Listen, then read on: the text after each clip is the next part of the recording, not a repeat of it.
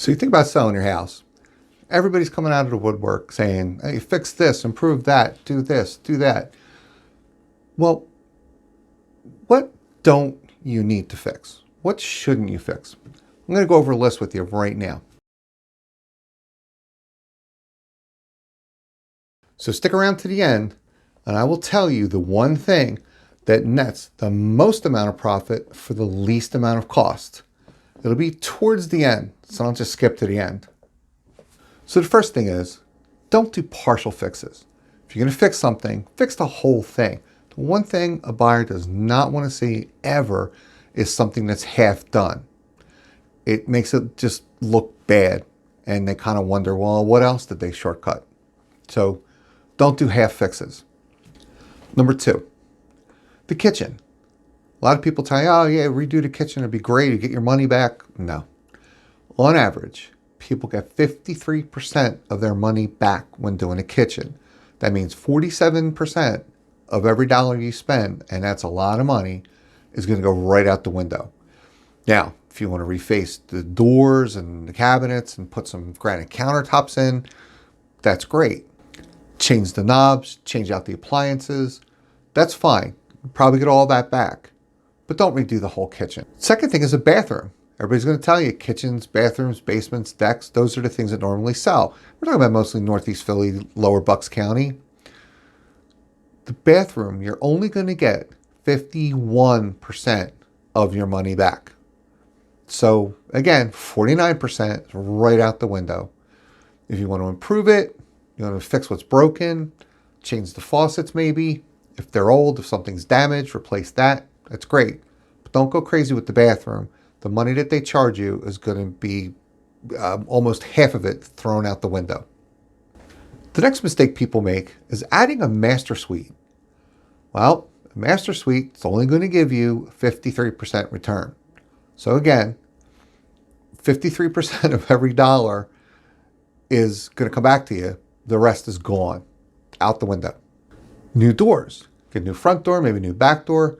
You'll get 72% of your money back from that one, statistically.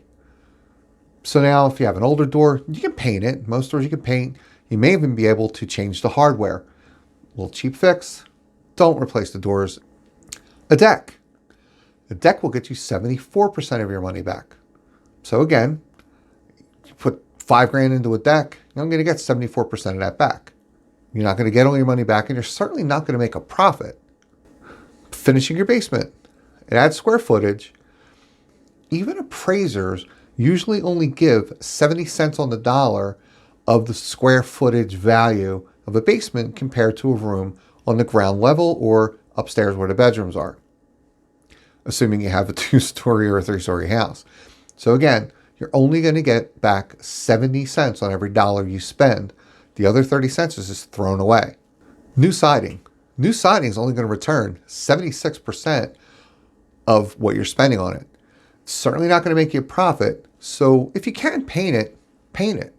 If you have some cracked shingles, replace them. If you have some cracked vinyl, try to replace that or patch it. You can paint vinyl siding too. So that will be a much better return, better use of your money. Don't go replacing the siding unless it's absolutely necessary. And on that note, don't go patchwork on the siding either. I've seen some people just replace half a wall. It looks terrible. The roof. Now in Philly, we have mostly flat roofs. In Bucks, we have mostly shingled roofs. Don't just patch the roof. If the roof is caving in, then you got to fix it. But if it just needs a top coat and not sheathing, you're not going to get your money back from it.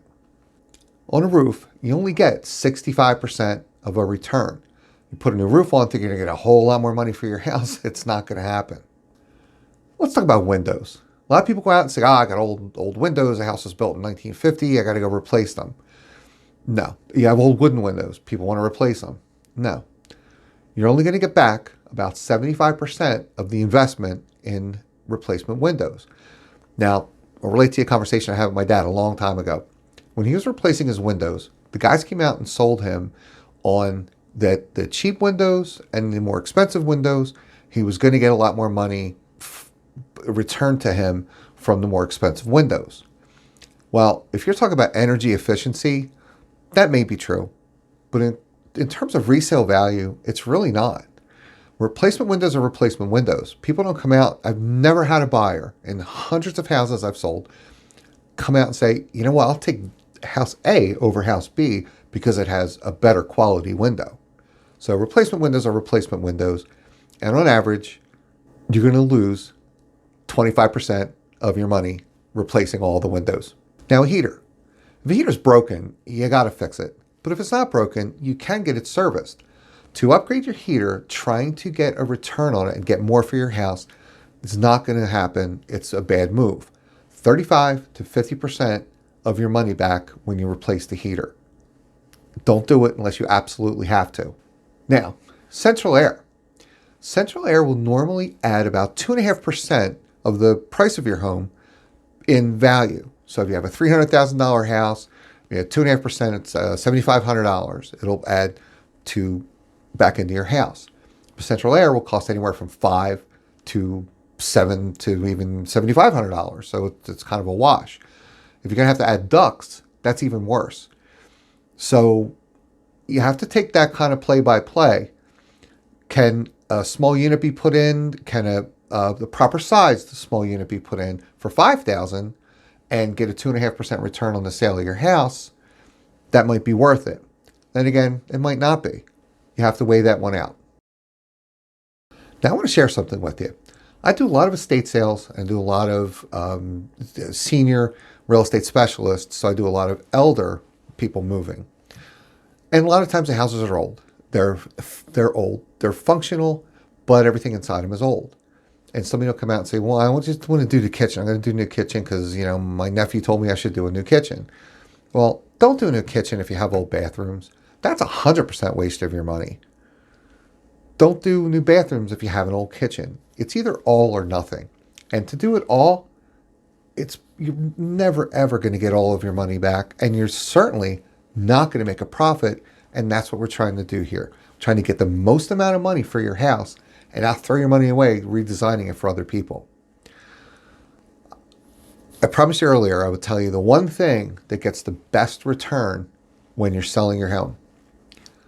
That's paint.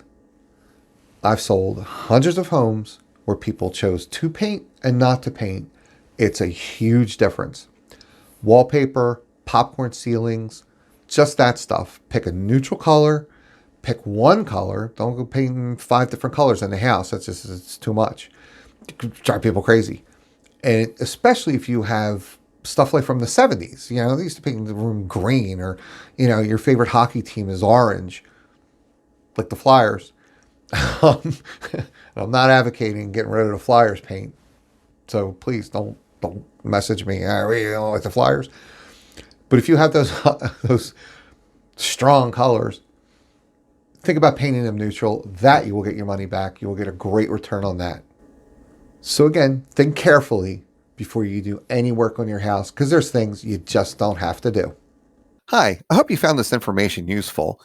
And if you're caught in a dilemma of whether you should buy your next house before you sell your current house, or whether you should sell your current house, then buy your next one, check out my video on buy and sell a house. The link is below. You'll have a lot of useful information in there. Thanks again for watching. Please like and subscribe.